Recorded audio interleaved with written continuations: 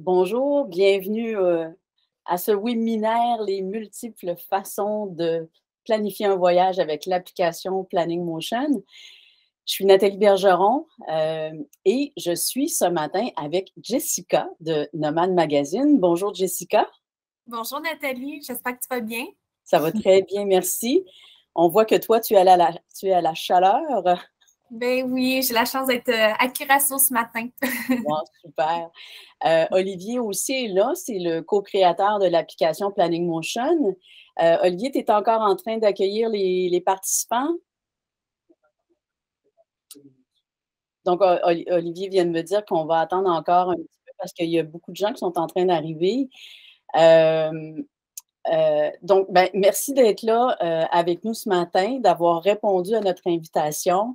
Euh, Plusieurs d'entre vous ont reçu cette invitation de Jessica et Marie-Pierre de Nomad Magazine, qui ont voulu en fait collaborer avec nous et proposer ce webinaire à leur communauté. Jessica, pourrais-tu nous dire pourquoi vous avez voulu présenter ce webinaire de Planning Motion? Oui, ben, premièrement, je vais juste présenter Nomad Magazine vite, Oui. vite, au cas où il y a des personnes qui ne connaissent pas. Mais Nomad Magazine est une plateforme web ainsi qu'un magazine papier québécois pour les voyageurs et adeptes du plein air qui rassemble une panoplie d'informations sur le Québec, mais aussi sur de nombreuses destinations à travers le monde. Donc, on est vraiment une belle source d'informations pour tous les types de voyageurs, en fait, puisqu'en plus de partager des guides sur différentes destinations à travers le monde, on partage également des réflexions, des trucs et conseils, puis des retours d'expérience. Pourquoi j'utilise Planning Motion et j'adore utiliser l'application? Eh bien, pour ma part, je planifie mes propres itinéraires depuis plusieurs années déjà. Puis malgré tout, j'ai toujours eu de la difficulté à avoir un bon système là, efficace pour regrouper clairement toutes mes idées d'activité, mes différentes réservations, mes projections d'itinéraires, etc. Jusqu'au jour où j'ai découvert la fameuse application de Planning Motion. Donc, pour moi, c'est vraiment un outil vraiment intéressant parce que ça me permet, selon le type de voyage ou d'aventure que je souhaite vivre, de planifier un voyage en détail ou bien de tout simplement créer une ligne directrice qui va me permettre de m'orienter. Aussi, j'aime beaucoup le fait que l'application me permet rapidement de déterminer si mon itinéraire fait du sens. Si j'ai oublié d'effectuer des réservations importantes, que ce soit pour des hébergements, des activités. Puis, si je respecte mon budget également. Bref, j'aime vraiment le fait qu'on puisse l'utiliser, l'application Planning Motion, différemment selon le type de voyage qu'on souhaite vivre, tout dépendamment si c'est une escapade d'un week-end ou un long voyage de plusieurs semaines, exemple, à l'autre bout du monde. On n'a pas nécessairement envie de planifier de la même façon. Donc, j'aime beaucoup la flexibilité de cette application-là. Oui, puis Jessica, justement, on va voir ensemble aujourd'hui pas seulement les différents types de voyages, mais aussi différentes approches de planification selon la façon dont on envisage ce voyage-là en particulier. Euh, Avant de commencer, j'aurais deux points importants à vous dire. Alors, si pendant la présentation, il vous vient des questions, n'hésitez pas à les écrire dans le chat. Le chat, il est accessible en bas à gauche dans votre écran.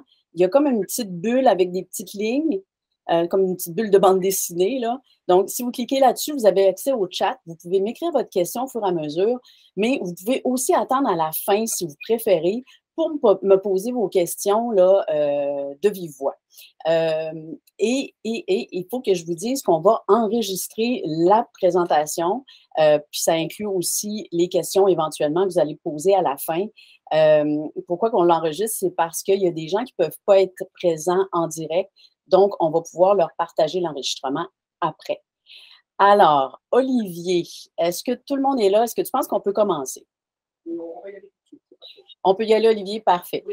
Alors, bonjour, je me présente, je suis Nathalie Bergeron et c'est avec mon conjoint Olivier Ratteau qu'on a conçu l'application Planification de voyage Planning Motion. Alors, Planning Motion, c'est une application web qui permet d'entrer toutes ces informations de voyage, comme les adresses, les dates, les prix, les réservations, tout ça en un seul et même endroit. On peut ensuite voir son itinéraire sur une carte, sur un calendrier, dans une page de dépenses convertie dans la devise de son choix. En fait, Planning Motion, ça offre une foule d'outils utiles pour planifier ses voyages. Comme le disait Jessica, du grand road trip sans date de retour aux petites escapades qu'on veut bien planifier dans les moindres détails parce qu'on sait exactement ce qu'on veut faire et on veut bien se préparer pour en profiter au maximum. Et cette application-là, j'aimerais vous la présenter aujourd'hui en vous montrant différents types de voyages, comme je le disais, différents types de voyages qu'on a préparés dans Planning Motion. Alors, on peut planifier toutes sortes de voyages, mais l'application n'impose pas une façon de planifier. C'est comme une boîte d'outils qu'on utilise ou pas selon ce qu'on veut faire. Alors, on va commencer en grand. On va commencer par jeter les bases d'un long voyage sans date précise de retour. Donc, je vais commencer par partager mon écran. Alors, on va aller directement dans mon Planning Motion à moi. Est-ce que tout le monde voit mon écran en ce moment? Jessica, tu le vois? Oui. Bon, alors, j'imagine que si je n'ai pas de main levée, c'est que tout le monde voit bien. C'est peut-être petit un petit peu. Je pourrais agrandir. Que ce soit un petit peu plus gros, comme ça peut-être, hein? C'est mieux pour tout le monde. D'accord. Donc, là, on est dans ma page de voyage. Alors, on a dit qu'on commençait par un grand voyage, un voyage que j'ai planifié pour la présentation qui est 6 mois dans l'Ouest américain. Donc, c'est genre road trip, sans date précise de retour. Le genre de voyage qui est un peu intimidant à commencer à préparer parce que c'est difficile de se projeter dans le temps 6 mois d'avance comme ça. Au bout de 3 mois, qu'est-ce qu'on va avoir eu le temps de faire? Où on va être rendu? Comment ça va se passer? Donc, ma façon d'aborder ce type de planification-là, c'est que je commence par inscrire ici dans ma liste d'étapes les principaux endroits. Ah, mon outil ne fonctionne pas. Je vais juste prendre 30 secondes pour réactiver mon outil de présentation pour que je puisse vous montrer comme il faut. Est-ce que ça fonctionne? Oui, là, il fonctionne. D'accord. Donc, ce que je commence par faire, c'est simplement entrer les principales étapes. Vous savez, les endroits où on sait qu'on veut vraiment visiter pendant ce voyage-là. Donc, pas toutes les étapes qu'on va faire, mais les choses qu'on tient vraiment à faire à voir. Donc, dans ce voyage-ci, j'ai Nashville, Yellowstone, Las Vegas, Grand Canyon et Chicago également. Donc, ce que je peux faire en premier, c'est aller voir sur une carte où se situent ces endroits-là et pour pouvoir commencer à regarder mon itinéraire concrètement, comment je pourrais envisager ce voyage-là. Donc, quand je suis allée un peu vite, là, quand je clique sur carte ici, je suis dans la page des cartes Google et je demande de créer la carte. Et puis, quand je clique sur voir mon itinéraire, ce que l'application fait en ce moment, c'est qu'elle est en train de préparer toutes les adresses les villes qu'on a inscrites dans Planning Motion et on le transfère en un clic dans Google Maps. Alors là, j'ai exactement comme je l'ai entré dans Planning Motion, les étapes que j'ai entrées dans Planning Motion.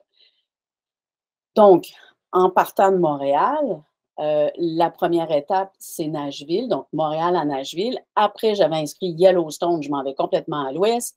Je descends au plus au sud à Las Vegas, Grand Canyon, ça va. Et puis, je finis par Chicago. Donc, on voit tout de suite que c'est peut-être pas l'itinéraire idéal.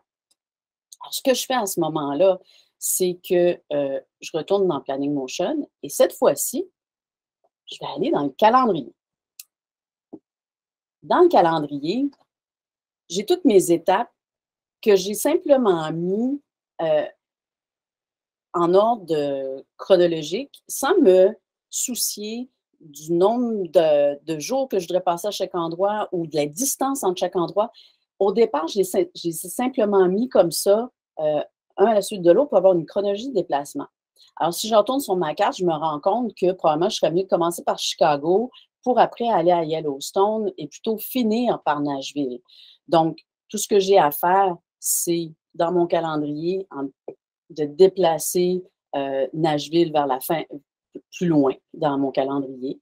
Je vais aller mettre Chicago en premier. Et puis, déjà là, rien qu'avec ces deux petits changements-là dans le calendrier, en 2 clics, je peux retourner dans ma carte. Alors, je clique ici, je vais aller plus lentement cette fois-ci. Je clique sur carte. Je clique sur carte Google. Les changements que je viens de faire dans mon calendrier sont reflétés ici. Donc, j'ai Chicago en premier. Tout à l'heure, j'avais Nashville. Donc, ce que j'ai fait dans le calendrier se reflète ici dans ma liste des étapes. Créer la carte encore une fois et voir mon itinéraire. Toutes les informations, les nouvelles informations sont transférées dans Google Maps. Et là, je commence à avoir un itinéraire intéressant, une belle boucle. Et dans Google Maps, ce qui est vraiment intéressant, c'est ici le bouton Détails. Parce qu'en fait, Google Maps, c'est une application très performante. Puis c'est pour ça qu'on a choisi d'intégrer avec Planning Motion avec Google Maps pour pouvoir utiliser un outil performant qu'on connaît pour planifier cet itinéraire. Alors, en cliquant sur le bouton Détails ici, ben, j'ai chacune de mes étapes avec le kilométrage entre chacune. Donc, Montréal à Chicago, j'ai à peu près 1300-1500 km. Chicago à Yellowstone, on parle de 2300 km environ. Donc, je peux y aller comme ça et savoir quelle distance que j'ai. Puis là, mon voyage peut commencer à prendre forme. Par exemple, si je retourne dans le calendrier, si je me dis je veux faire environ 400-500 km par jour, bien, je sais que je vais pouvoir arriver à Chicago la 3e journée.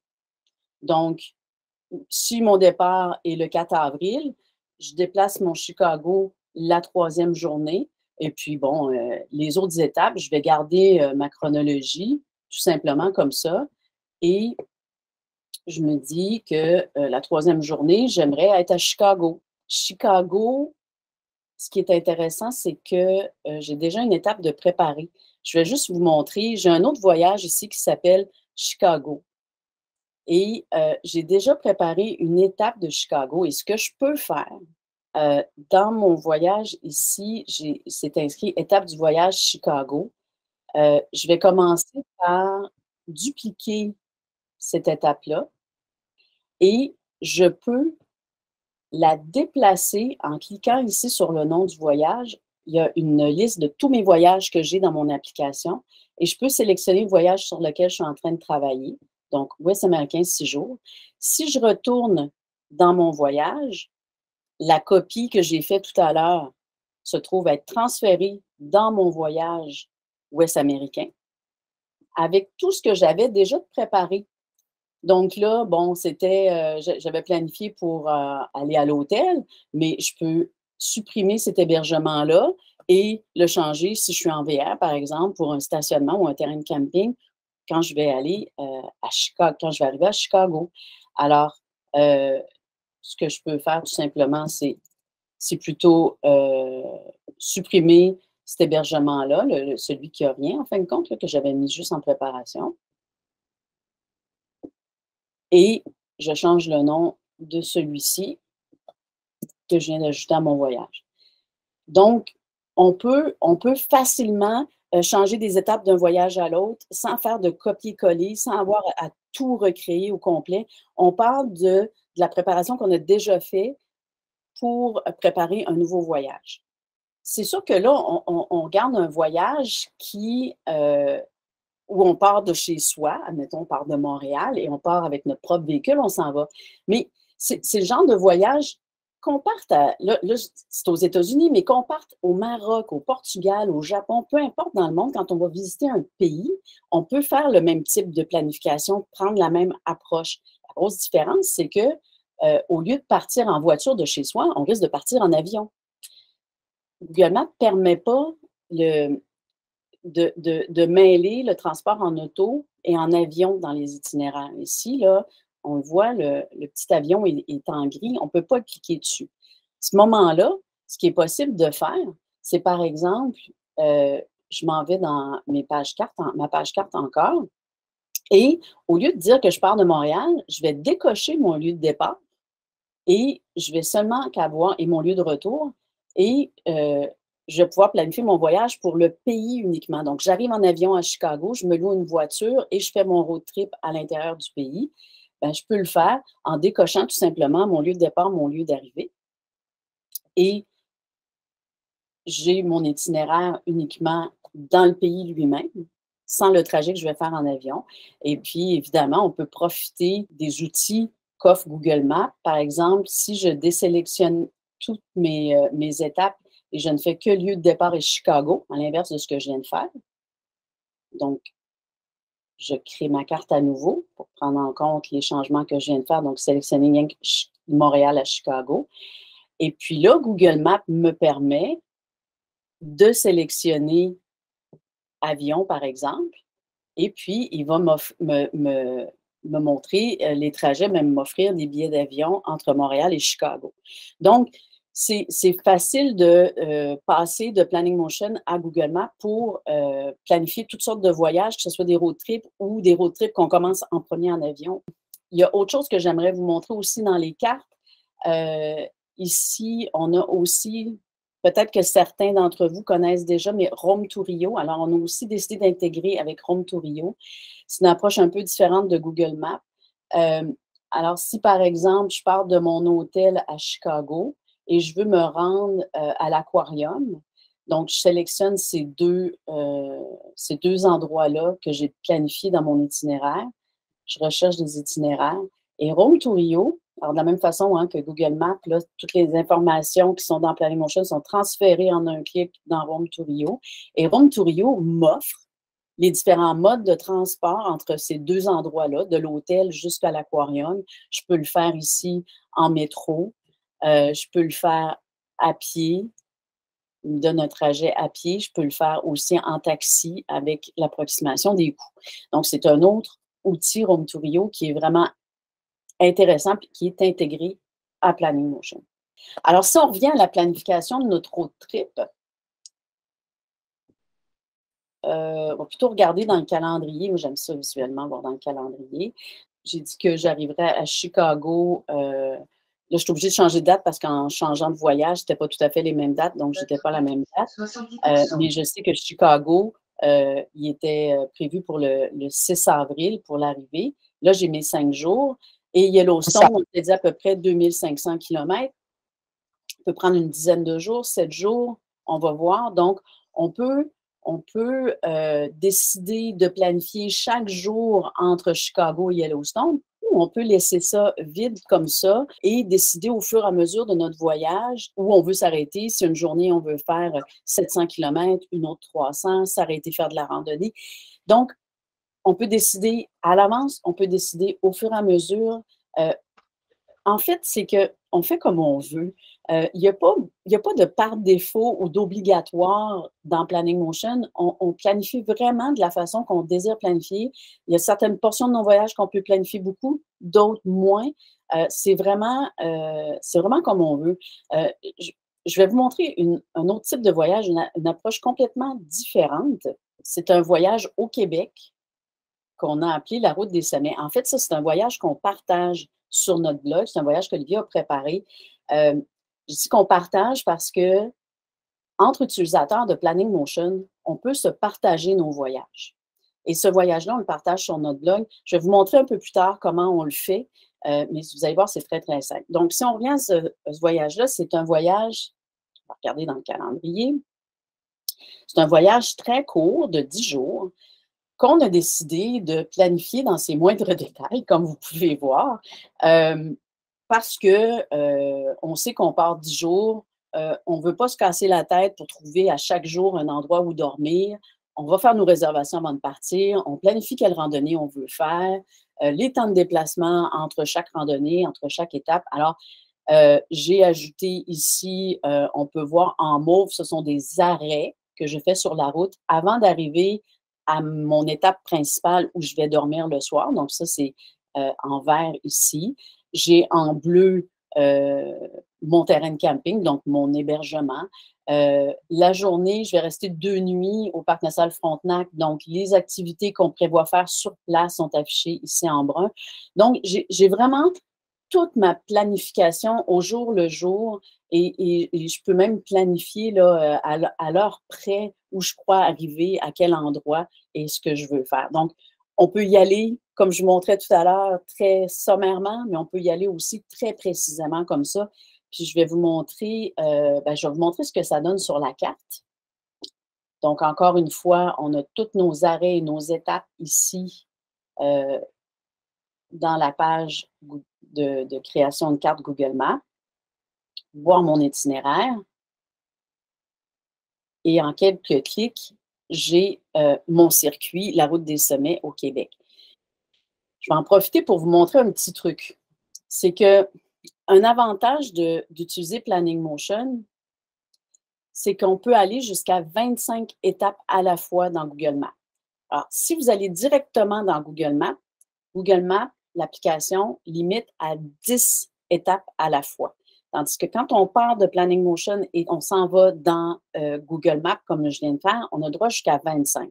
Alors, ça fait beaucoup d'informations ici à gauche et souvent, on ne réussit pas à avoir le petit détail pour avoir notre kilométrage entre les étapes. Alors, sur chaque navigateur web, vous avez la possibilité de zoomer et dézoomer votre grosseur d'écran. Tout à l'heure, j'ai agrandi pour qu'on puisse voir mieux la présentation. Donc, si je fais moins, regardez ce qui se passe. C'est que mon écran devient plus petit et je réussis à afficher détail ici. En cliquant sur détail, ben là, je peux voir, comme tout à l'heure, mes kilométrages et je peux me déplacer. L'application permet de me déplacer d'une étape à l'autre comme ça pour voir les kilométrages. C'est juste un petit truc que je voulais vous montrer en passant. On va revenir au voyage. Tout à l'heure, dans le calendrier, vous voyez qu'il y avait des hébergements, des activités. Alors, il y a 2 types d'étapes dans Planning Motion. Il y a les arrêts qu'on peut faire entre 2 étapes où on prévoit s'arrêter pour la nuit, des étapes où on prévoit s'arrêter pour la nuit. Et pour chaque étape, je peux ajouter des hébergements et des activités où je prévois rayonner, faire des activités sur place. Donc, j'hésitais entre 2 étapes. Mettons, on va prendre l'étape lac mégantic, camping baie des Sables. Je vais juste vous montrer l'hébergement. Donc, ici, j'ai entré ma réservation et j'ai inscrit un prix ici de 52 $ par nuit. Donc, quand je commence à entrer mes montants, les dépenses que je fais au fur et à mesure, que ce soit pour des activités, des hébergements, des moyens de transport, des billets de transport, je peux aller ici dans dépenses. Et puis, tout ce que je vais avoir entré comme dépenses dans chacune des hébergements, étapes, activités, je veux dire, moyens de transport, etc., bien, il se retrouve ici additionné par catégorie. Donc, j'ai le total de mes hébergements. Et vous voyez ici, on inscrit $ canadien parce que c'est $ canadien ici qui est affiché et j'ai le total aussi de tous mes types de dépenses. Alors, tout à l'heure, en présentation, je vous disais que dans la page de dépenses, c'était converti dans la devise de son choix. Bien, là, c'est peut-être pas la meilleure façon de le montrer parce qu'on est un voyage au Québec. Les dépenses sont en $ canadiens. Moi, je suis au Québec, je veux voir mes dépenses en $ canadiens. Mais quand on voyage à l'étranger, je pense que certaines personnes voient tout de suite l'avantage de ça. C'est que je peux rentrer chacune de mes dépenses. Attendez, je vais aller dans mon voyage croisière Chili-Argentine. Là, j'ai d'autres devises que les $ canadiens.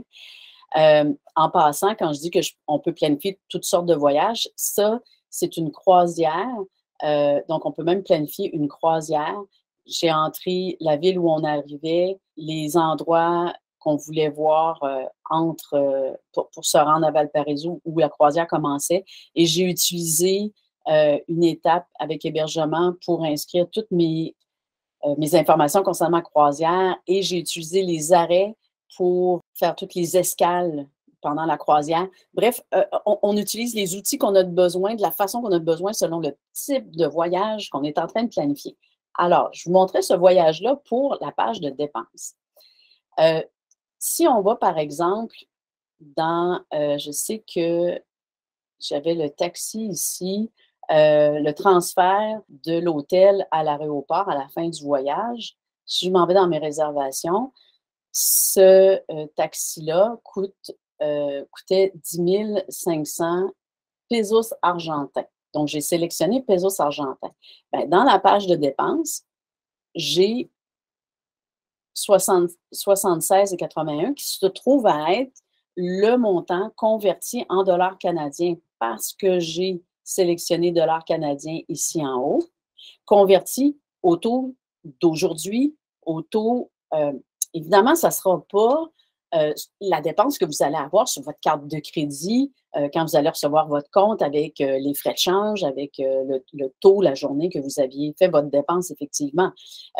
Mais ça donne quand même un ordre de grandeur avant de partir, parce qu'on n'a pas de boule de cristal. Hein? On ne peut pas savoir dans 6 mois, dans 1 an ou dans 3 mois quel va être le taux de chance quand on va vraiment faire notre voyage et on va vraiment effectuer la dépense. Mais ça donne quand même l'ordre de grandeur sans avoir à continuellement faire les taux de conversion pour savoir où on en est dans notre budget de voyage, dans notre devise locale. Alors, si j'étais une Européenne puis que mon argent, c'était l'euro, je pourrais sélectionner euro ici et j'aurais toutes mes dépenses en euros. Donc, ça va dans tous les sens. On inscrit la devise de la dépense elle-même et dans la page des dépenses, c'est converti dans la devise de notre choix également. On va retourner dans la route des sommets parce que j'aimerais vous parler d'une autre fonctionnalité qui est super intéressante. Ce sont les statuts de planning. Encore là, c'est un outil qu'on peut utiliser ou pas selon le type de voyage et le type de préparation qu'on est en train de faire. Moi, j'aime bien utiliser les statuts de planning quand c'est des voyages que je prépare longtemps d'avance, que je vais passer peut-être plusieurs jours là, intensément à faire des recherches, à préparer. Et puis, il va peut-être se passer un mois et demi avant que je puisse retourner dans la préparation de mon voyage parce que je prépare ce voyage-là 6 mois ou 1 an d'avance. Alors, à un moment donné, quand on revient après quelques semaines, quelques mois, on ne sait plus trop où on en est. Est-ce que j'avais choisi un hébergement pour cette étape-là? Est-ce que je l'ai réservé? Est-ce que fallait que je la change? Est-ce que j'inverse des étapes? Donc, les statuts de planning, ça nous aide à savoir où on en est dans notre planification. Alors, si je regarde, par exemple, là, pendant que je parlais, je me suis rendue à l'étape lac mégantic et mon hébergement baie des Sables. Alors, vous voyez, ici, j'ai maintenu les statuts de planning à jour et j'ai marqué que cet hébergement-là était dans le statut réservé. On fait ça pour tous les hébergements, activités, les choses qu'on réserve dans notre planification. Et si on va ici, ce qui est intéressant à maintenir les statuts de planning, c'est qu'on peut aller dans notre page de planning et tout ce qu'on a entré comme statut de planning sont regroupés par statut. Donc, tout ce qui est en préparation dans ce voyage-là, j'ai rien qu'un statut de préparation, donc la page est vide. À réserver, j'ai ces hébergements-là. C'est pour ça que je vous dis, quand on revient plusieurs semaines, plusieurs mois après le début de notre après ne pas avoir travaillé sur notre voyage, bien, on sait où on en est rendu, on sait qu'on a choisi cet hébergement-là, mais qu'il reste à le réserver. On sait quel hébergement est réservé, quelle activité est réservée. Donc, on peut vraiment avoir toutes nos informations par statut de planning. Mais on fait comme on veut, comme je vous dis, on n'est pas obligé de faire ça. Si on ne s'en préoccupe pas, tout va être dans le statut en préparation et on n'est pas obligé d'aller voir notre planning. Donc, on fait vraiment comme on veut. On utilise les outils qu'on veut selon le voyage qu'on est en train de préparer, selon notre type de comment on perçoit la planification aussi. Je vous parlais de partage de voyage tout à l'heure, puis je pense que c'est un bon moment pour vous montrer. Je disais que sur notre blog, on partageait la route des sommets, mais on partage plusieurs voyages. Puis j'aimerais plutôt vous montrer celui de la Côte-Nord, parce que c'est un type de planification complètement différent. Mais je vais vous montrer comment ça se partage les voyages entre utilisateurs de Planning Motion. Alors, sur notre blog, on a partagé, oui, vous pouvez vous inscrire à l'infolettre. Alors, si je clique ici, on dit que l'itinéraire a été préparé avec l'application Planning Motion et les itinéraires complets sont là en cliquant sur le lien ici. Alors, on a partagé notre voyage sur notre blog. Quand un utilisateur de l'application clique sur le lien, ça rentre directement sur la page de connexion de l'application. Là, vous remarquez, je suis en anglais, c'est parce que mon ordinateur est en anglais, mais je peux facilement changer tout ça en français. Et je vais me connecter à mon compte. Vous voyez, en un clic, en quelques clics, le voyage Côte-Nord qui a été partagé se retrouve ajouté à ma liste de voyages. Et quand je clique sur « Préparer ce voyage », bien, toute la planification de ce voyage-là qui a été faite par un autre utilisateur de PlanningMotion se retrouve dans mon compte PlanningMotion. Et puis, c'est mon voyage à moi. Il n'y a plus de lien là, avec le voyage de la personne qui l'a planifié. Ce n'est pas son voyage, ça devient mon voyage à moi. C'est une copie que je peux mettre à ma main. Et la façon dont je peux commencer le mettre à ma main, c'est que ce que je fais toujours en premier pour conserver une copie intacte, c'est facile j'ai cliqué ici sur le petit triangle. Donc, ça, c'est les détails du voyage. Je peux commencer par le dupliquer. Donc, je m'en crée une copie. Je m'en crée une copie ici. Et ce voyage-là, je peux décider de le changer de nom et de l'appeler brouillon.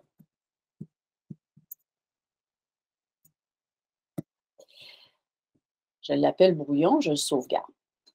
Alors, mon autre voyage est là, intact. Je le garde tel quel. On va y revenir tantôt.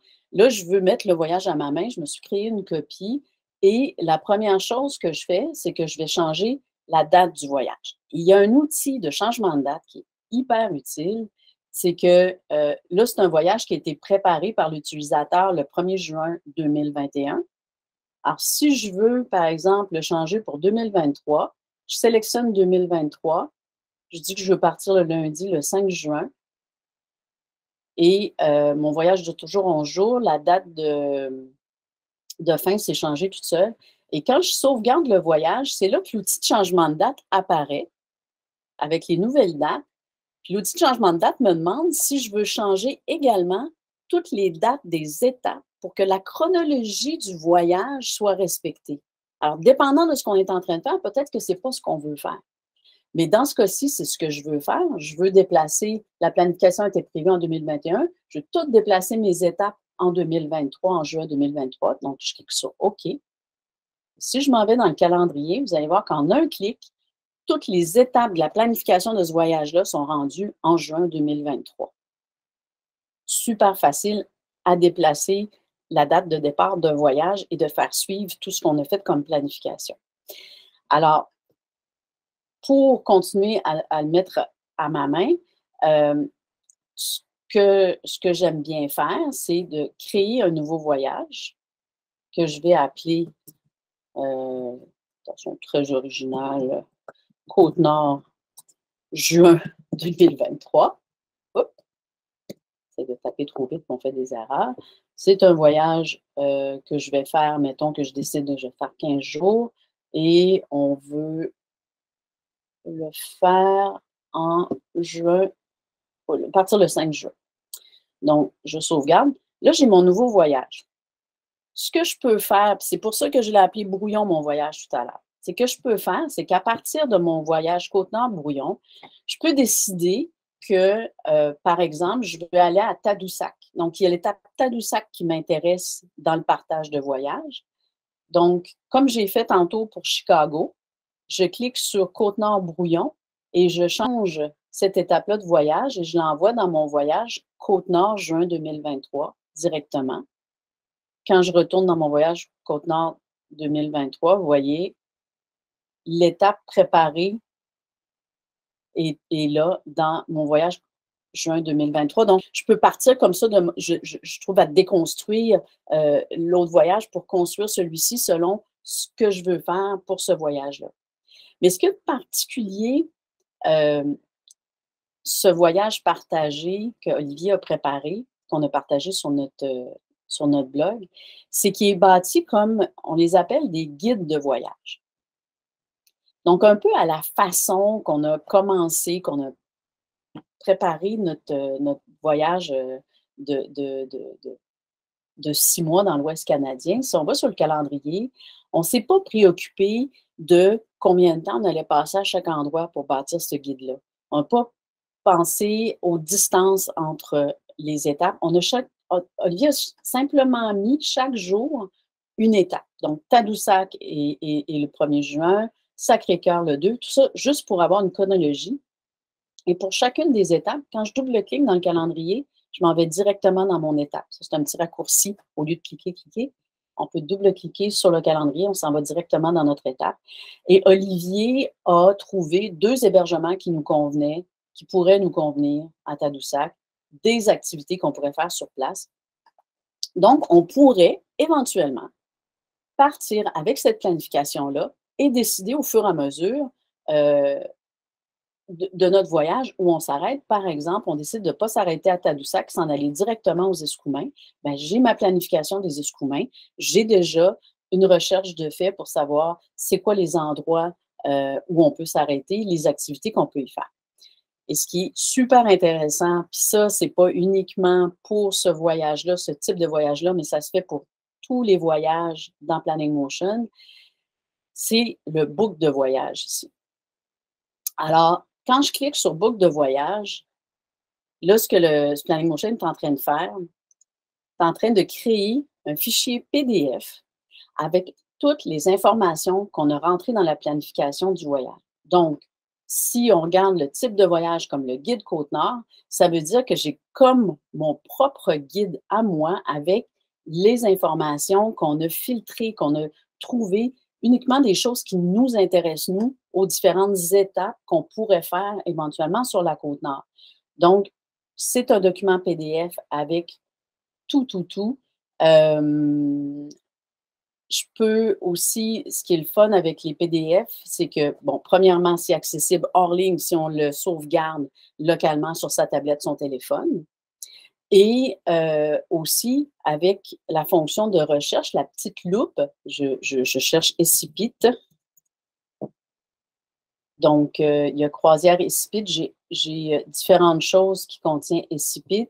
Et puis, si, en fin de compte, j'arrive à Tadoussac, ben, j'ai le camping Essipit, puis j'ai directement toutes mes informations concernant ce terrain de camping-là. Donc, je n'ai pas à me déplacer page par page. Je peux aller directement à l'endroit qui m'intéresse. J'arrive à un hôtel, il y a un imbroglio sur la réservation. Je vais juste taper le nom de l'hôtel, puis j'arrive directement à la page de l'hôtel. Donc, ça, c'est pour le book de voyage. Là, je vois le temps qui file, mais il y a vraiment une partie de Planning Motion. C'est ma partie préférée. Ça s'appelle le calepin. Je veux vraiment vous en parler en terminant.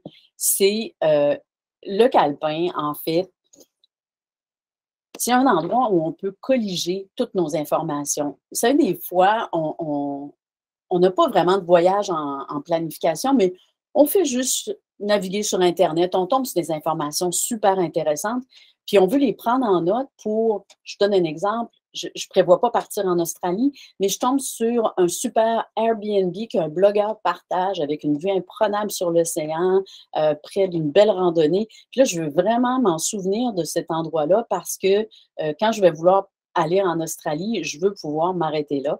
Donc, ça, c'est le genre d'information qu'on peut entrer dans le calepin. Et après, on peut facilement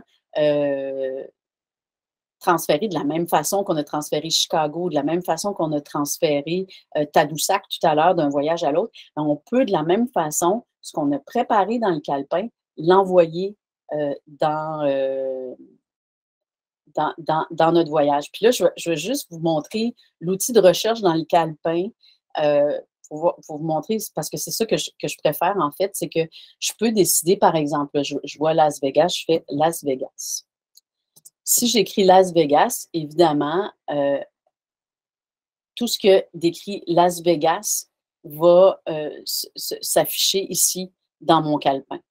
Maintenant, je me souviens, je me souviens, j'étais à un souper avec des amis et il y a notre ami Marc qui m'a parlé d'un hébergement à Las Vegas. Je ne sais pas si vous êtes comme moi. Des fois, on se souvient de qui nous a parlé de quelque chose, on se souvient d'un contexte, mais on ne se rappelle pas nécessairement du nom de l'hôtel. Donc, si je veux me souvenir de ça, si j'ai écrit que c'est Marc qui m'en a parlé, j'ai seulement qu'à écrire Marc et tout ce dont Marc m'a parlé et que je l'ai écrit à l'intérieur de ce que j'ai créé à ce moment-là, il va s'afficher. Vous voyez ici, j'ai écrit Marc. Ben, en écrivant Marc dans le champ, même si ce n'est pas dans le nom des endroits, ça va quand même s'afficher dans mon calepin. C'est ça que j'aime vraiment. C'est vraiment performant comme outil de recherche. Bon, je pense qu'on a vu quand même les outils qu'on peut utiliser là, pour planifier des voyages avec Planning Motion, de toutes sortes de façons, toutes sortes de voyages. Je pense que ça sera un bon moment. Ça me ferait vraiment plaisir de répondre à vos questions. Nathalie, je pense que ça serait super intéressant de savoir en fait comment ça fonctionne pour avoir accès à l'application justement puis pouvoir commencer à planifier ses voyages avec Planning Motion. Oui, comme on est arrivé sur la page de connexion, mais comment on fait pour se connecter? OK.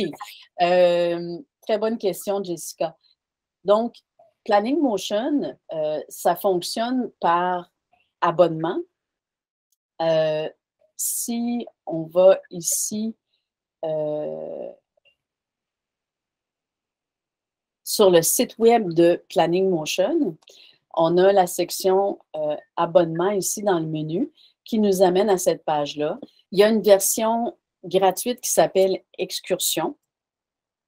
Donc, on peut s'abonner ici en cliquant sur le bouton « Je m'abonne » et à ce moment-là, on va pouvoir se créer un mot de passe pour accéder à l'application et ça va nous permettre d'essayer l'application gratuitement, de voir si ça nous convient. Vous allez avoir accès à toutes les fonctionnalités.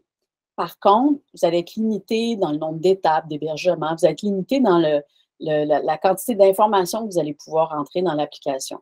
Si ça vous plaît, si c'est quelque chose que vous aimez pour planifier votre voyage, bien là, on peut prendre l'abonnement Évasion, en prix promotionnel en ce moment à 60 $ par année. Alors, c'est 60 $ par année pour débloquer toutes les limites du plan excursion gratuit. Alors, ça serait ça pour les abonnements. Ça répond bien à ta question, Jessica? Oui, merci. Okay. Je vais regarder, je pense qu'on avait des questions dans le chat. Est-ce qu'il y a des gens qui ont des questions, qui aimeraient me poser des questions de vive voix? Je n'ai pas vraiment remarqué, mais comment on ajoute les activités? Oui, c'est une bonne question, je ne l'ai même pas montré. Donc, admettons qu'on s'en va dans l'Ouest américain, Las Vegas. Bon, j'ai déjà des activités prévues. Si je veux ajouter une activité, je clique sur le plus ici. J'écris le nom de mon activité. Donc, visite de l'hôtel Paris-Las Vegas. C'est pas là où on prévoit coucher, mais c'est pour visiter. Je peux écrire le site web, je peux écrire l'adresse. Si on veut que ça s'affiche sur la carte utilisée, par exemple, l'outil Rome to Rio, il faut avoir écrit une adresse ici pour que ça s'affiche. Et à ce moment-là, je fais sauvegarder et mon activité est là. Si j'ai plus d'informations à ajouter, par exemple, si je décide d'aller manger, prendre un repas à l'Hôtel Paris, puis je veux faire une réservation, bien, je peux prendre tous mes détails de ma réservation dans l'activité, aller manger à l'Hôtel Paris, au restaurant français qui est là avec une super belle terrasse, si je me souviens bien. Donc, c'est comme ça qu'on ajoute une activité, mais qu'on ajoute tout, en fin de compte, dans Planning Motion. C'est le petit plus ici qui nous permet d'ajouter des hébergements, des activités. Je ne vous ai pas montré tantôt, mais il y a aussi les transports. Donc, on parlait d'ajouter des billets d'avion. On peut ajouter nos billets de transport, train, autobus, traversier, location de véhicules, taxi, stationnement. Donc, on peut ajouter, en cliquant ici Quand on voit le bouton plus, c'est là qu'on peut ajouter des nouvelles choses. Est-ce que ça répond bien à ta question, Joanie? Oui, super, merci. Merci. Est-ce que j'ai une autre question? José. Oui, bonjour. Bonjour. Je dois vous dire que je suis vraiment impressionnée de votre application. Vous avez pensé à tout, vraiment. Merci, oui. On Moi, essaie. je voulais... oui. En fin de compte, on a développé l'application qu'on aurait voulu avoir pour planifier nos voyages et qu'on ne trouvait pas. Donc, Oui. parce que c'était un peu comme Jessica, j'avais mon fichier Excel, mon calendrier, tout était séparé. Alors là, on a vraiment fait une application qui permet d'entrer les informations une fois. Donc, on rentre une fois l'hébergement, une fois l'activité, puis après ça, on peut la déplacer, la voir, tout ça sur calendrier, carte, page de dépenses, tout est intégré. Oui, bien bravo. Moi, écoutez, ça va peut-être sembler un petit peu simple comme question, mais là, j'ai commencé à explorer. J'ai écrit, mettons, mon nom du voyage ouest canadien pour cet été. Oui. Mais est-ce que je peux juste voir avec vous les principales étapes, justement, quand on commence un voyage, là? On le nomme, puis après ça, qu'est-ce qu'on fait, là, Oui, sans passer 15 minutes là-dessus, là, mais juste pour me familiariser. Ça ne prend pas 15 minutes. Je peux vraiment prendre les quelques minutes que ça prend, mais je vais seulement qu'en profiter pour parler des tutoriels de Planning Motion. Sur notre site web, dans l'onglet Support ici, on peut soit accéder pour avoir des informations, pour savoir comment fonctionne l'application dans des articles par écrit, ou on a des tutoriels ici dans la page des tutoriels. Et le guide de démarrage, ça fait ça. C'est que je montre une planification un peu standard, si ça se peut, une planification standard, mais qui utilise la plupart des outils, un peu comme la route des sommets. Et après, je pars de zéro, comment justement on ajoute un voyage, on met le nom, le nombre de jours, puis tout ça. Donc, si je m'en vais dans Planning Motion, je veux créer un nouveau voyage. Je l'ai fait tout à l'heure en bâtissant celui de la Côte-Nord. Donc, mettons, vous parlez d'un voyage dans l'Ouest canadien et on part 30 jours. Je choisis un début de voyage. Je vais au hasard le 2 juillet et je peux me prendre des notes, des commentaires, je sauvegarde. Puis là, je m'en vais directement dans mon voyage. Puis c'est là que je commence à ajouter des étapes. Donc, je peux créer une nouvelle étape. Ça peut être des étapes où je prévois m'arrêter pour la nuit ou des arrêts. Souvent, quand je commence la planification d'un voyage, j'y vais simplement avec des arrêts. Quand je sais que je veux juste avoir une idée des choses.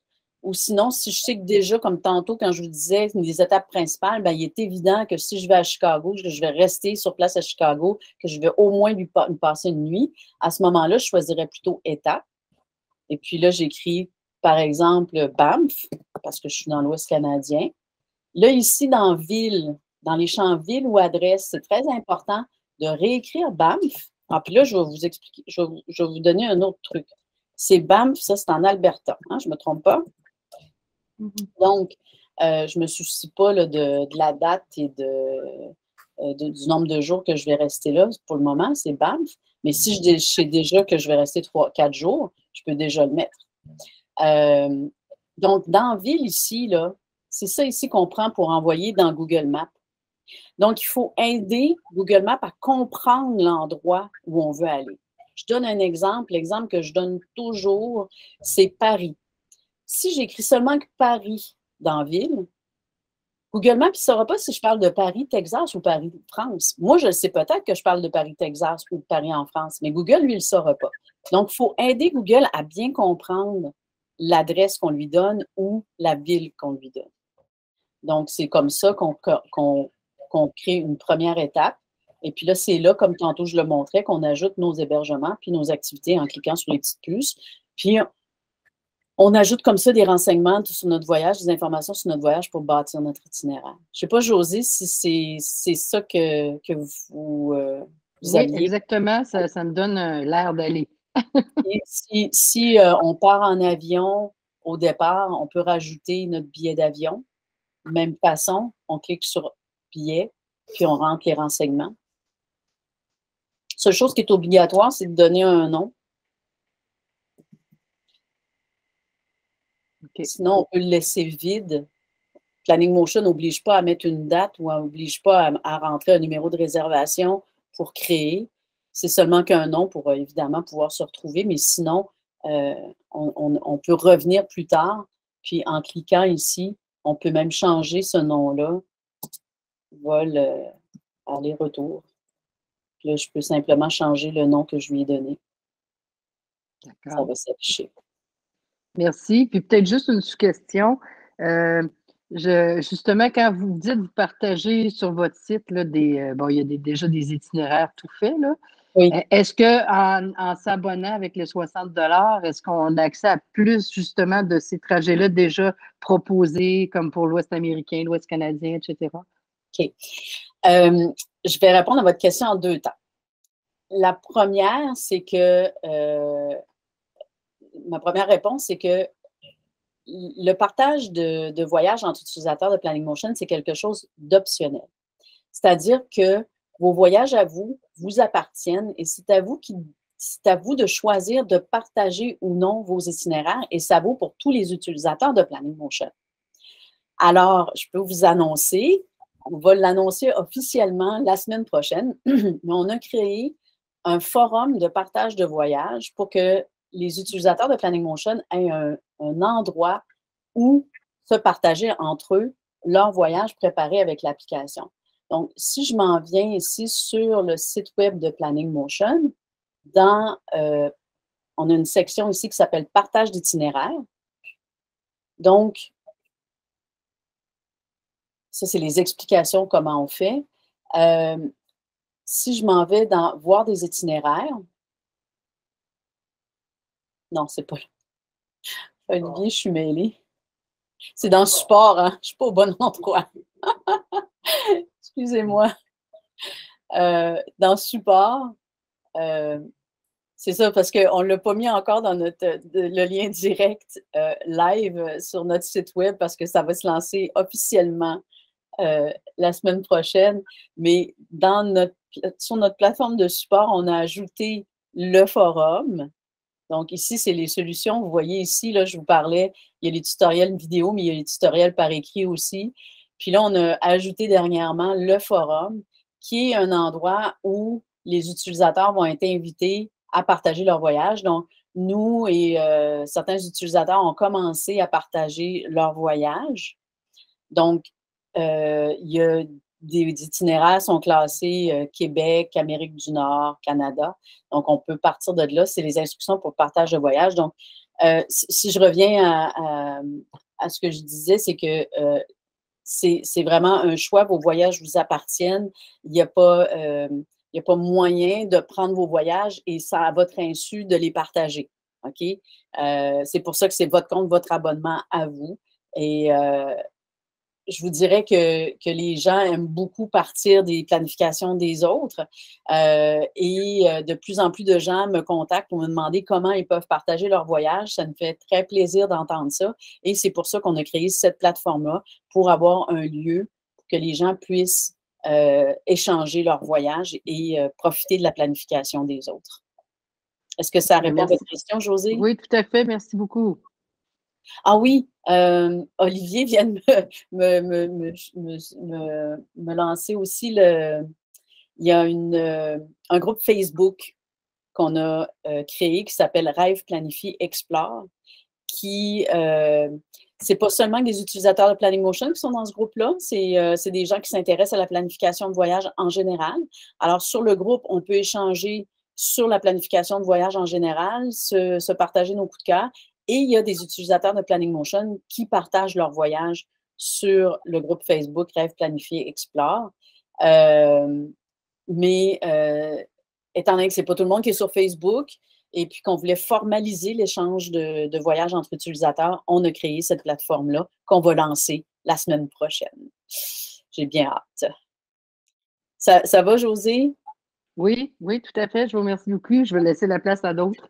Merci beaucoup. Alors, il y a Karine qui a la main levée. Oui, tout à l'heure, dans votre planification, il y avait une section que c'est toutes des idées d'activités que vous aviez, mais pas nécessairement inscrites dans Google Maps. Oui. Juste idées. C'est dans quelle section qu'on met nos idées? Alors, c'est dans la section Mon calepin. Donc, il faut le voir comme un calepin de notes où on prend en note, on peut créer, en fin de compte, là, si je vais me permettre de passer un petit peu plus de temps sur le calepin parce que je sais que j'ai passé vite tout à l'heure, c'est que tout ce que je peux créer dans un voyage, donc des étapes, des arrêts, des hébergements, des activités, location de véhicules, billets de transport, tout ce qu'on peut créer dans un voyage se retrouve dans le calepin. Donc, si par exemple, Jessica me parle d'une randonnée extraordinaire qu'on peut faire en Mauricie. Donc, je peux cliquer ici sur, ce que j'ai fait pour avoir ça, c'est que j'ai créé une nouvelle note ici. Je m'en vais cliquer sur activité. Et de la même façon que je crée une activité dans un voyage, je peux écrire rando Mauricie. Si Jessica me donnait un site web, je peux le rentrer ici. Je peux rentrer l'adresse ou la coordonnée GPS du début du sentier. Peu importe, j'écris pour. L'important, c'est que Google Maps reconnaisse l'information qui est ici dans l'adresse. Je peux ajouter d'autres choses comme Jessica, parce que c'est Jessica qui m'en a parlé, puis je risque plus de me souvenir que c'est Jessica qui m'a parlé de quelque chose que de la randonnée elle-même, puis c'est en Mauricie. Donc, je sauvegarde comme ça. Puis, j'ai marqué rang au lieu de rando. Ah oui, puis Olivier est un grand adepte de ça. On peut aussi se faire ses propres tags. Par exemple, si je décide de classer ça dans rando. Je ferais Québec, rando. Oui, Olivier me dit, lui, ce qu'il mettrait pour ce genre de choses-là, et pour ce genre d'informations-là, rando Mauricie, il marquerait Québec, rando, puis qu'est-ce qu'il marquerait Parc de la Mauricie, admettons, tous des mots qui vont me permettre, si je m'en vais dans le Parc de la Mauricie, ben, j'aurais rien qu'à écrire Mauricie ici, puis tout ce que j'ai pour le Parc de la Mauricie va sortir. Puis si j'avais écrit Jessica, ça sort quand même si ça s'appelle Rando Mauricie, parce que j'ai écrit le nom de Jessica ici, à l'intérieur de mes informations que j'ai écrites sur l'activité. C'est très intéressant, mon calepin. En plus, il y a des utilisateurs qui m'ont dit que des fois, pour certains voyages, ils ne créent pas de voyage. Ils vont simplement créer des étapes ou des arrêts dans leur calepin. Et quand ils arrivent à un endroit, par exemple, je vois Bryce Canyon, j'arrive à Bryce Canyon, ben, j'ai toutes mes informations concernant Bryce Canyon qui sont là. Je n'ai pas besoin de mettre de date. Je n'ai pas besoin de le planifier. J'arrive à Bryce Canyon, mais j'ai mes renseignements, mes recherches que j'ai faites à l'avance sont disponibles dans mon calepin sans que j'ai eu à mettre une date à planifier dans un calendrier si c'est le genre de voyage que je veux planifier. Est-ce que ça répond à votre question? Oui. Parfait. Merci. Il y a Pierre. Oui, bonjour. Bonjour. Ça va bien? Ça va bien, merci. Vous? Oui, ça va bien. Alors, ma question est simple. À propos du calepin, tu viens d'en répondre une bonne partie de ce que je pensais aussi, mais je n'étais pas certain. Est-ce qu'on peut insérer un document ou des photos? Oui. Exact. Oui. Justement, je suis ici, juste devant. On a la possibilité ici d'ajouter, téléverser soit des images ou soit des PDF. Il y a une différence entre les deux. Je vais prendre le temps de répondre adéquatement à votre question. Admettons que je cherche Chicago et que je voudrais, ça vaut autant pour le calepin que pour les choses qui sont dans nos voyages. Okay? D'accord. Donc, je suis dans l'étape Chicago et je sais que j'ai une belle photo pour Chicago. Je clique sur Parcourir et j'ajoute ma photo Chicago comme ça. Tant pis, je n'ai pas choisi la même. Celle-là. Bon. On est limité à 5 MB par fichier, autant pour le PDF que l'image, et à 5 fichiers par formulaire. C'est-à-dire que pour cette étape-là, je peux ajouter 5 fichiers. OK. Si je veux ajouter plus de fichiers, j'ajoute une autre étape. OK? Je peux voir en cliquant ici sur le petit œil. Je clique sur l'œil, ça s'ouvre dans une nouvelle page. C'est une belle photo, ça? Ben oui. Photo de Chicago. Je peux aussi ajouter un fichier PDF. Donc, j'ai mon fichier PDF ici. Je clique sur œil. C'est mon fichier PDF. D'accord. Si je change d'idée, je ne veux plus l'avoir, je pèse sur la poubelle, puis il disparaît. Si je vais dans mon voyage Ouest Canada, parce que je peux le faire aussi à l'intérieur d'un voyage, je l'avais mis ici dans Activité. J'ai la même photo.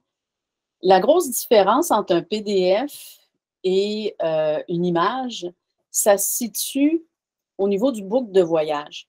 Dans l'application, ça fonctionne de la même façon. On clique sur œil, ça ouvre un nouvel onglet, dépendant de la configuration de son navigateur, là, ça ouvre dans une nouvelle fenêtre ou un nouvel onglet. Moi, je l'ai configuré parce que je trouve ça plus pratique que ça ouvre dans un nouvel onglet. Si je m'en vais dans le book de voyage,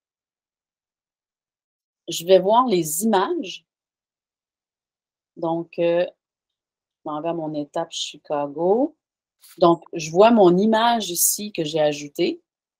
Par contre... Mais combien d'images tu pourrais placer là, en ce moment où tu es rendu? 5.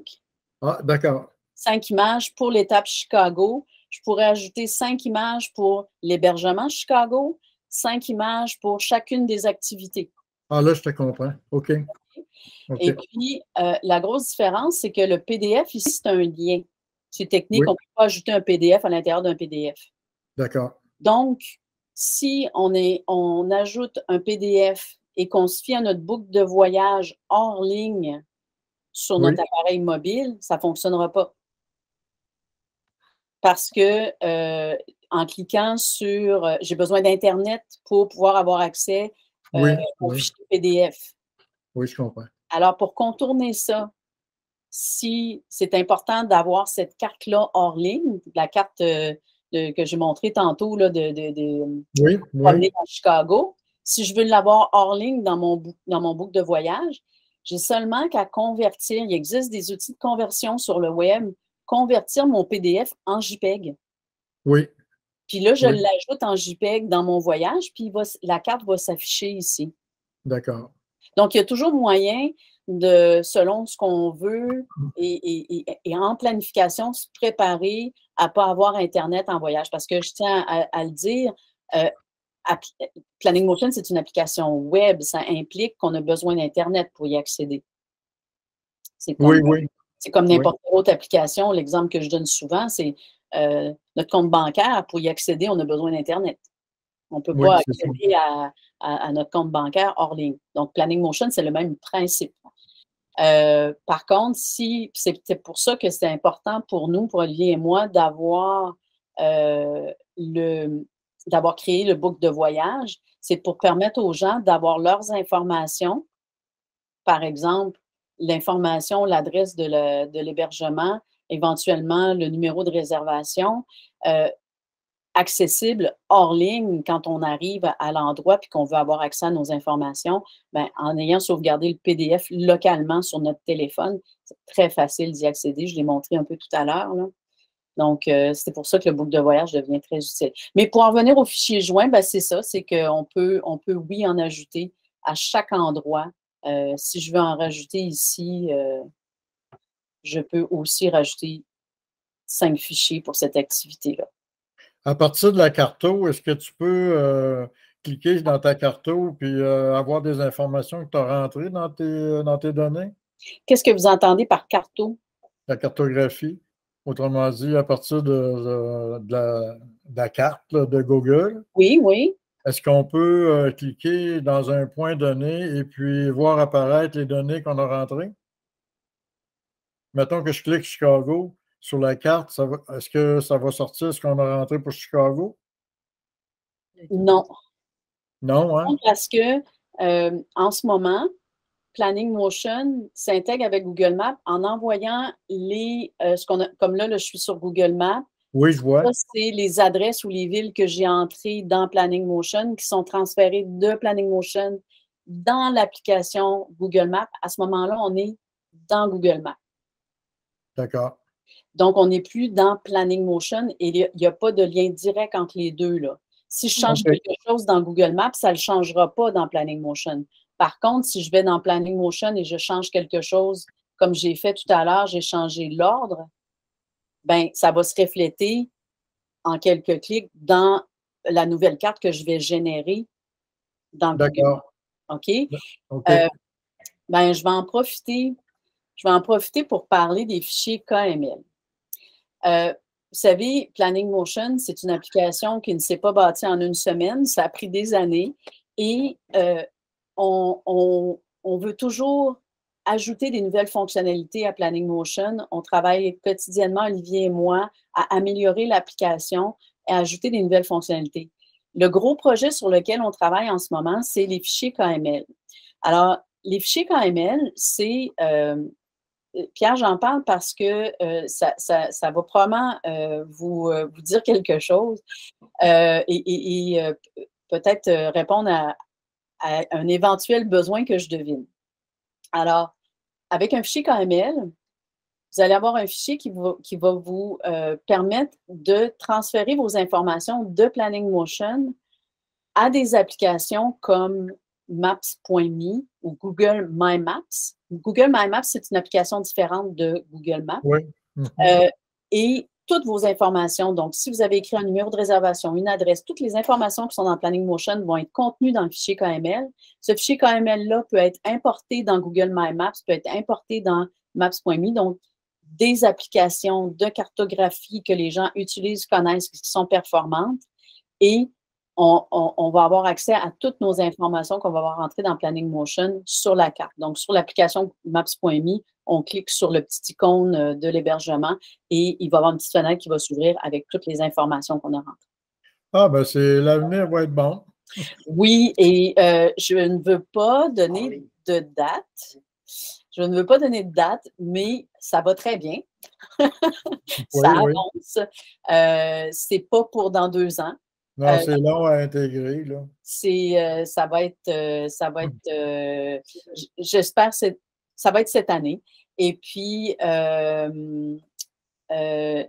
qui est intéressant à ce moment-là, c'est dans la même idée que le book de voyage, c'est de donner accès aux informations hors ligne, c'est-à-dire que Maps.me, par exemple, ou Google My Maps, si on download les cartes localement sur nos appareils mobiles comme le téléphone ou la tablette, on a accès hors ligne à nos informations. Donc ça, c'est tout un travail qu'il faut faire avant de partir à la maison, quand on a Internet avec notre ordinateur, de s'assurer avec nos données finales, notre planification finale à jour qu'on envoie dans ces applications-là. Puis après ça, en voyage, ça va être un vrai charme. On ouvre le Google My Maps et on va avoir accès à toutes nos informations. Oui, c'est bon. Merci beaucoup. Ben, ça fait plaisir. Alors, il y a Maryse qui a levé la main. Oui, bien, vous avez répondu à beaucoup de mes questions, en fin de compte. Mais moi, ce que j'aime aussi, c'est au fur et à mesure que j'avance en voyage, de documenter mes dépenses puis des activités qui n'avaient pas été planifiées. Oui. Mais pour ça, présentement, ça me prend absolument l'application, excusez-moi, ça me prend absolument l'application connectée. Puis, je sais qu'il y a beaucoup de parcs nationaux où on n'a pas d'application connectée, où on n'a pas de possibilité d'accéder à ça. Fait que je me demandais, à part le KML, est-ce qu'il va y avoir d'autres choses qui vont, par exemple, une application Apple ou quelque chose comme ça qui va nous permettre un jour de faire ces mises à jour-là? En ce moment, c'est pas quelque chose qui est au-dessus de la liste. Okay. Par contre, on prend toujours les idées, les besoins des utilisateurs. Et puis, c'est comme ça qu'on va faire évoluer l'application. C'est pour répondre à des besoins Comme si vous me dites, j'aimerais ça pouvoir changer hors ligne mes dépenses. Oui. Ou avoir mes dépenses dans une autre application. C'est quelque chose qu'on peut regarder, évidemment. Mais je vous dirais que de mon côté, là, on est tous différents là, dans la planification de voyage et dans la façon qu'on gère. Souvent, en voyage, j'accumule mes factures, puis un après-midi que j'ai du temps, ben, je m'installe, puis je vais rentrer toutes mes dépenses pour me mettre à jour. Surtout si c'est un voyage de 3, 4, 5, 6 mois. Donc, je vous dirais que, en tout cas, pour moi, de ne pas avoir accès à Internet à certains endroits, ça ne m'empêche pas nécessairement de mettre mes dépenses à jour assez fréquemment pour être capable de suivre ma planification. Je ne sais pas si vous me suivez, là. Ah oui, je vous comprends très bien, puis c'est probablement ça qui va arriver aussi. Mais c'était un exemple parmi d'autres. J'aime ça aussi, documenter mon voyage, puis dire ouais, on a aimé, pas aimé, ou avoir, je peux tout le faire en différé, c'est vrai, c'est pas un gros enjeu, mais de rajouter des étapes ou d'avoir la flexibilité finalement faut toujours que je sois connectée à cette plateforme-là. Puis c'est ça, on sait qu'aux États-Unis, puis dans d'autres pays, parce que là, vous m'avez donné le goût de faire ça pour ma future croisière. ça va être plus coûteux, là. Vous parlez de commentaires. Moi, on peut l'utiliser comme on veut, mais dans chaque endroit, qu'on parle d'hébergement, d'activité, peu importe, la trousse de voyage, on peut prendre des notes. Puis, on a mis une section qu'on appelle commentaires. Puis moi, je l'utilise comme ça, commentaires. C'est ça. Mettons, j'arrive dans un terrain de camping, puis finalement, ben, j'aurais bien aimé avoir tel site. Ben, je vais me le prendre en note. C'est ça que je fais moi aussi. Ouais. C'est pour ça que je trouve que c'est le fun d'avoir un peu comme les calepins, tantôt quand vous parliez de calepins, encore là, c'est super les calepins, cependant, on ne peut pas faire un book de calepins. C'est que si on a pris des notes pour notre voyage en cours, on ne les a plus, là, à moins d'être connecté. Ben, dans on voyage avec le calepin, là, non, effectivement, il faut les envoyer, mais on peut les envoyer pêle-mêle dans un voyage. OK. Juste comme on fait un book de voyage ou comme on a parti le premier voyage dans l'Ouest américain où toutes nos étapes étaient mélangées, mais il y avait juste il existait dans le calendrier sans aucune logique. Mais on peut faire la même chose avant de partir, de transférer tout ce qu'on a besoin de notre calepin vers un voyage qu'on va dire bidon d'une certaine façon, là. Pour avoir le book de voyage, je peux pouvoir faire la recherche avec le nom des étapes. Et, c'est parfait. Ben, c'est des possibilités. On peut aussi, mettons, là, vous parliez d'un terrain de camping qu'on veut garder en note les terrains. On y retourne. Ben, pour partout où on a le petit carré avec les 3 petits points, là, quand on clique là-dessus, on a les différentes options. Bon, on a parlé d'envoyer, de partager, mais je peux aussi le copier dans mon calepin. Ah!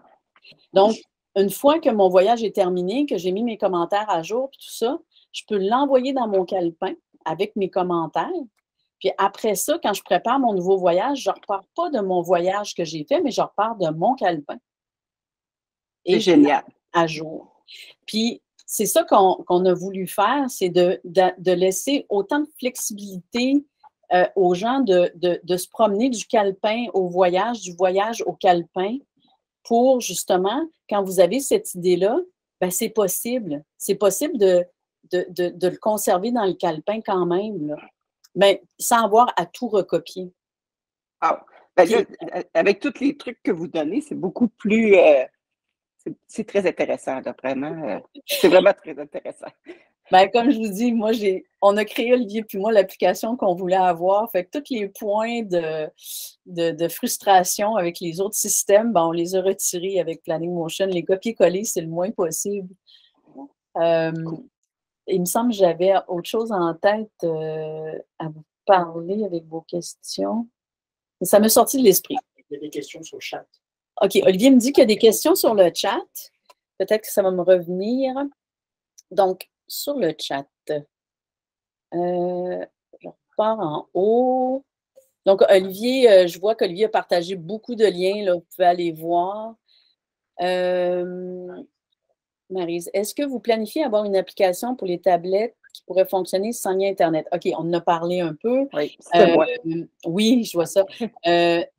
En ce moment, notre objectif est plutôt d'intégrer avec des applications qui existent. Un peu comme j'expliquais tout à l'heure avec les fichiers KML. Donc, Maps.me existe. C'est une application que les gens connaissent, que les gens aiment, qui est efficace. Donc, on essaie de s'intégrer avec les applications existantes de cartographie. Souvent, en voyage, on n'utilise pas nos informations de voyage de la même façon qu'en planification ou même après. Donc non, c'est pas dans les cartons en ce moment d'avoir une application en tant que telle. C'est plutôt, l'objectif est d'intégrer avec des applications que les gens utilisent. Puis là, ça vient de me revenir,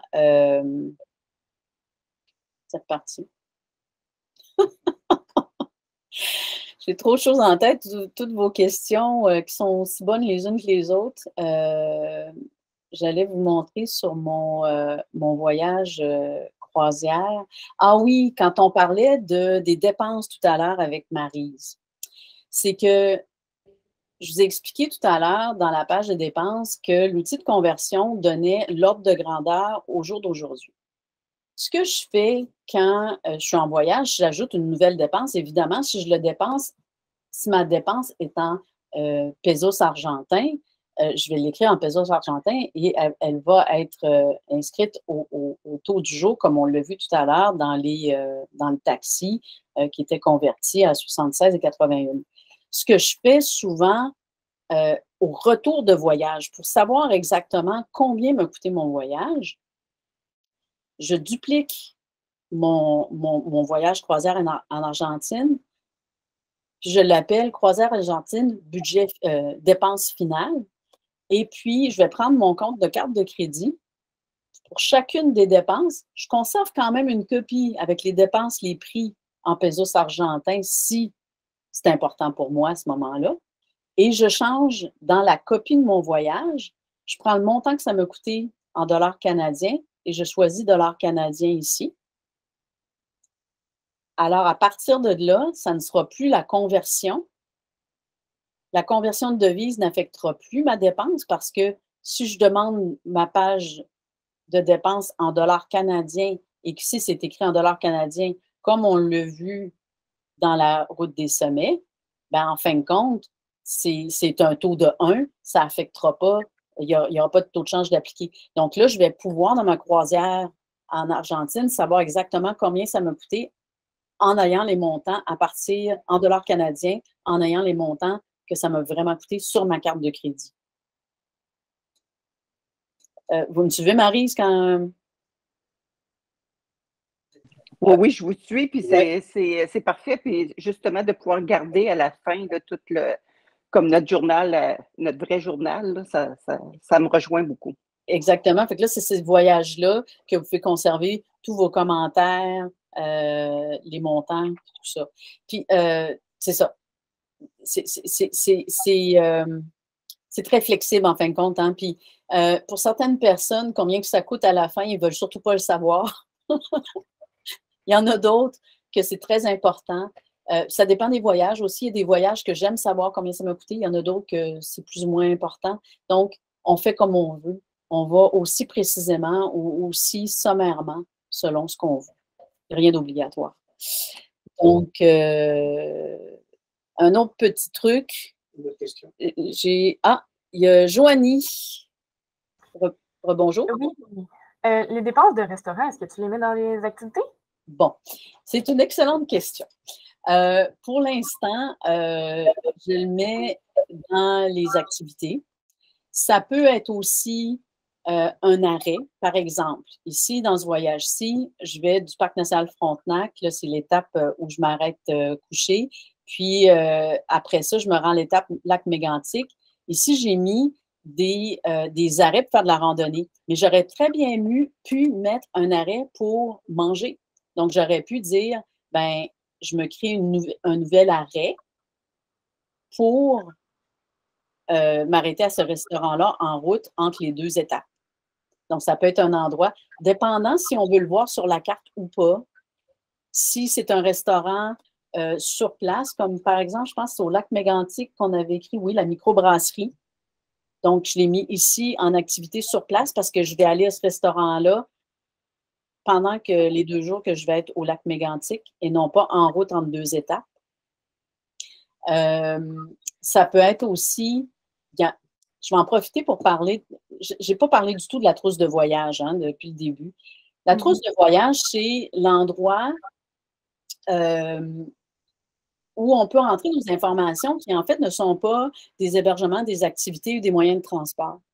Donc, ici, quand on clique sur « Plus », on a créé des catégories, comme par exemple, document de voyage peut être un passeport, santé, vaccin, évidemment, pour les vaccins, les assurances, les frais de transport, si on prévoit payer de l'essence ou des payages. Puis ici, j'ai repas. Puis en préparation, c'est un outil intéressant, par exemple, si je décide que je veux planifier un peu mon budget, puis que je rajoute déjeuner, puis que je prévois, par exemple, ça c'est un voyage en VR, mais si c'était un voyage à l'hôtel, puis que j'ai certains hôtels que le petit déjeuner est inclus, d'autres pas, puis que je me dis sur 2 semaines, je vais avoir 6 hôtels que le petit déjeuner ne sera pas inclus, puis que ça va me coûter, je prévois 20 $ par personne, puis je vais être aux États-Unis, je le mets en dollars américains. On combine tout, là, on combine tout.